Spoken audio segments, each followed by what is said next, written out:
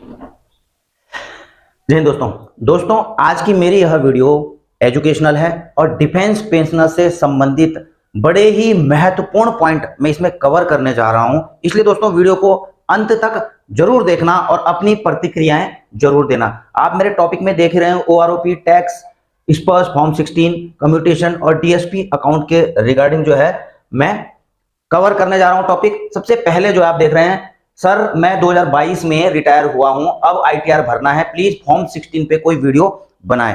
तो दोस्तों आपको पता ही होगा कि इनकम टैक्स रिटर्न फाइल करने के लिए फॉर्म 16 की जरूरत पड़ती है, जो सर्विस करते हैं या जो रिटायरीज पर्सन होते हैं। तो आपको बता दूं कि जैसे जो डिफेंस पेंशनर्स हैं, आपको पता ही है कि या तो बैंक से पेंशन ले रहे हैं या फिर स्पर्श से पेंशन ले रहे हैं। तो जिनकी अभी स्पर्श में माइग्रेशन नहीं हुआ है, बैंक से पेंशन ले रहे हैं, तो वो बैंक से जाकर के अपना फॉर्म 16 ले सकते हैं, इंटरेस्ट सर्टिफिकेट वहां पर ले सकते हैं और अपना आईटीआर भर सकते हैं। दूसरे हैं दोस्तों स्पर्श से, तो जिनका स्पर्श में माइग्रेशन हो चुका है वो स्पर्श में लॉगिन करके अपना फॉर्म 16 डाउनलोड कर सकते हैं।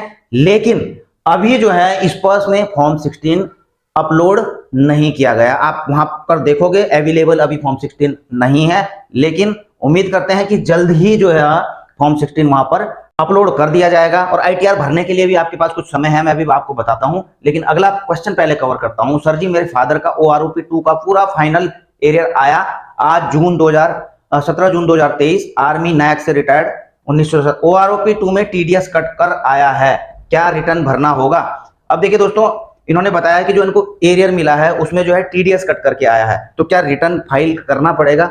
बिल्कुल करना पड़ेगा। जब भी टीडीएस कट जाता है दोस्तों, तो उसको वापस लेने का, अगर जो है आप इनकम टैक्स के दायरे में नहीं आते हैं, तो आपका जो टीडीएस कटा है उसको रिटर्न लेने के लिए एक ही तरीका है, इनकम टैक्स रिटर्न फाइल करना। इसलिए दोस्तों अगर टीडीएस कट चुका है तो रिटर्न फाइल कीजिए। और टीडीएस के बारे में दोस्तों आपको बता देता हूं कि अगर आप बैंक से पेंशन लेते हैं, आप चाहते हैं कि आपका टीडीएस ना कटे, टैक्स ना कटे, अगर बैंक से आप पेंशन लेते हैं, अभी स्पर्श में माइग्रेशन नहीं हुआ है, तो आप जो है वहां पर हर साल अप्रैल मई में जो है 15G या 15H, 15H होता है 60 से ऊपर वालों के लिए, 60 से नीचे वालों के लिए 15G अपना फॉर्म वहां पर सबमिट कर सकते हैं।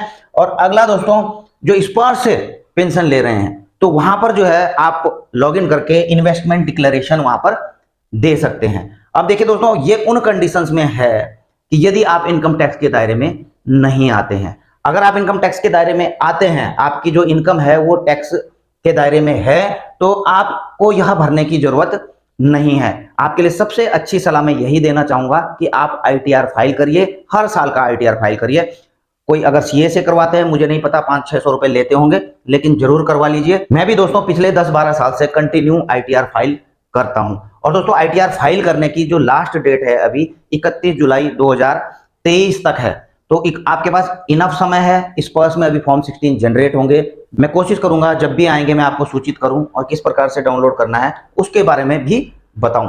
अगला क्वेश्चन आप देख रहे होंगे दोस्तों, क्या मेरे पति के कम्बोट का जो पैसा कट रहा था, ये कम्यूटेशन की बात हो रही है, थोड़ा स्पेलिंग मिस्टेक है हिंदी में, तो उसके समय पूरा होने पर वह मुझे मिलेगा, अब वह जीवित नहीं है, जरूर बताएं। तो इन्होंने पूछा है कि जो कम्यूटेशन कट रहा था मेरे पति की पेंशन से, तो अब वह जीवित नहीं है, इनको फैमिली पेंशन मिल रही है, तो क्या अब इनको वह कम्यूटेशन मिल जाएगा? तो दोस्तों सबसे पहले कम्यूटेशन के बारे में आपको यह बता दूं कि जो कम्यूटेशन होता है आपका, इसका जो जब आपको मिलता है, जिस दिन से मिलता है तब से लेकर इसका जो रिकवरी पीरियड होता है वह होता है दोस्तों 15 साल में जो है यह रीस्टोर होता है। और यह दोस्तों कईयों ने सवाल भी पूछे थे कि कुछ एप्लीकेशन देनी पड़ती है, कुछ नहीं देना पड़ता, यह ऑटोमेटिकली रीस्टोर हो जाता है। अगर सपोज नहीं हुआ तो उसके बाद जो है आप एप्लीकेशन दे सकते हैं। दूसरी चीज यहां पर यह है कि अगर पेंशनर की मृत्यु हो जाती है 15 साल से पहले, यानी कि कम्यूटेशन के रीस्टोर होने से पहले अगर जो है पेंशनर की मृत्यु हो जाती है, तो उनके जो फैमिली पेंशनर हैं, फैमिली पेंशनर से जो है कम्यूटेशन की रिकवरी नहीं होती है, वो कम्यूटेशन वहीं पर समाप्त हो जाता है। लेकिन यहां पर ये पूछ रहे हैं कि इनको कुछ अमाउंट मिलेगा कम्यूटेशन का अमाउंट ये ऑलरेडी ले चुके थे, जो पेंशनर थे वो एक मुश्त ले चुके थे, तो उनको जो है पे हो चुका था, अब केवल वो उसका भुगतान कर रहे थे। तो इनको जो छूट मिलेगी फैमिली पेंशनर्स को, उसके भुगतान करने के लिए छूट मिलेगी, यानी कि अब उनको जो है भुगतान नहीं करना पड़ेगा। बाकी इसके अलावा कोई दूसरा अमाउंट नहीं मिलने वाला है उनको। अगला दोस्तों आप देख रहे होंगे, सर मैं आईएमबी का थ्रू रिटायर हुआ हूं और सिंगल ज्वाइंट अकाउंट नहीं बनाया, इसलिए मेरा सैलरी अकाउंट ही पेंशन अकाउंट बन गया। कुछ प्रॉब्लम आएगा क्या फ्यूचर में, कृपया बताइएगा। तो ये लिखते हैं कि जो इनका डीएसपी अकाउंट है जिसपे इनकी सैलरी आती थी, तो उन्होंने जो है ज्वाइंट नहीं किया था उसको, और अब जो है आईएमबी जो इनवैलिड मेडिकल बोर्ड भी आ चुके हैं, रिटायरमेंट आ चुके हैं, तो अभी भी जो इनका सिंगल अकाउंट है तो उसको इन्होंने पेंशन में कन्वर्ट तो करा दिया है, लेकिन ज्वाइंट अभी तक नहीं है। तो ये कह रहे हैं कि क्या ऐसे में कोई दिक्कत आएगी? तो मैं आपको सलाह देना चाहूंगा, सबसे पहले तो आप जो है आपका अगर जो डिफेंस का डीएसपी का सैलरी अकाउंट है चाहे पेंशन अकाउंट है, हालांकि आजकल तो वहीं पर जो है पार्ट टू ऑर्डर हो जाते हैं, ज्वाइंट में, आर्मी में, डिफेंस में जो भी है वहां पर पार्ट टू ऑर्डर करा दिया जाता है, लेकिन अगर किसी का नहीं भी हुआ है तो आप रिटायरमेंट के बाद भी जो है उसको ज्वाइंट करवा सकते हैं, कभी भी करवा सकते हैं। बैंक में जाइए, जो ज्वाइंट होल्डर है उनको भी लेकर जाइए, फोटो, उनका आधार कार्ड, पैन कार्ड, ठीक है, वहां पे एक एप्लीकेशन लिखनी है, अपना भी आपने आधार, पैन कार्ड और फोटो लेकर के जाना है, और इस अकाउंट में उनको जो है ज्वाइंट कर सकते हैं। और ज्वाइंट करना दोस्तों ज्यादा बेहतर है, क्योंकि अगर ज्वाइंट अकाउंट रहेगा, अगर जो है पेंशनर को कुछ हो जाता है तो इसमें दो चीजें रहेंगी, एक तो वो जो ज्वाइंट होल्डर हैं उनको जो है कंटिन्यू पेंशन आती रहेगी उस अकाउंट में, लेकिन अगर किसी का फिर भी ज्वाइंट अकाउंट नहीं है तो कोई बात नहीं, कम से कम जो है उनके फैमिली पेंशनर्स का जो है सिंगल अकाउंट तो होना ही चाहिए, ताकि जब वो पेंशन इनिशिएट करवाएं तो अपना जो है अकाउंट नंबर दे सकें। लेकिन ऐसी कंडीशन में एक नुकसान है दोस्तों, अगर सिंगल वाला, नुकसान यह है दोस्तों कि ये इनिशिएट करवाएंगे, इनका जनरल अकाउंट चल रहा होगा, इनकी पेंशन आएगी, पेंशन में भी कन्वर्ट कर देंगे, लेकिन जो है डीएसपी अकाउंट में कन्वर्ट करने में, क्योंकि देखो इस चीज के बारे में इनको पता नहीं रहता है, नॉलेज नहीं रहती है, तो ज्यादा से ज्यादा क्या करेगा बैंक, इनका पेंशन अकाउंट कर देगा, ठीक है, या तो फिर अगर आप स्पेशली एप्लीकेशन लिख करके देते हो तो उसके बाद तो बैंक कर देगा, लेकिन अपने आप जो है इसको डीएसपी कर दे, यह होना बड़ा मुश्किल है। अगर कर दे तो अच्छी बात है, लेकिन अगर ज्वाइंट अकाउंट है आपका तो वो ऑलरेडी जो है डीएसपी पेंशन अकाउंट रहेगा, ठीक है, और उसी में पेंशन आती रहेगी, कोई दिक्कत भी नहीं होगी।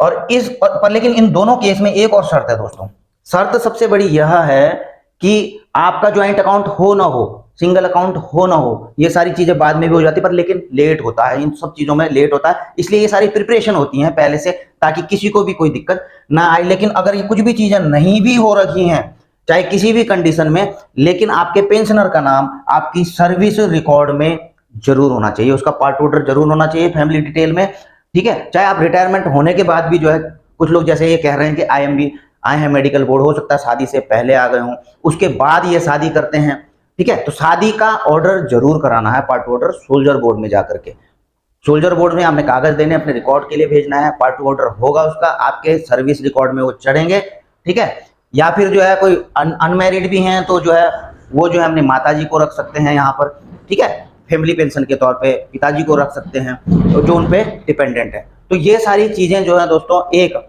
हमारे आम जीवन का, एक जो है जो सर्विस पर्सन और या फिर पेंशनर के आम जीवन का हिस्सा है, और इन चीज़ों के बारे में हमें जानकारी होना निहायत ही जरूरी है, और ये छोटी छोटी चीज़ों को हमें इग्नोर नहीं करना चाहिए। तो आई होप कि दोस्तों आपको यह जानकारी कुछ पसंद आई होगी। आप चाहें तो वीडियो को लाइक, शेयर और चैनल को सब्सक्राइब कर सकते हैं। यहीं पर अपनी वीडियो समाप्त करता हूँ। जय हिंद, वंदे मातरम।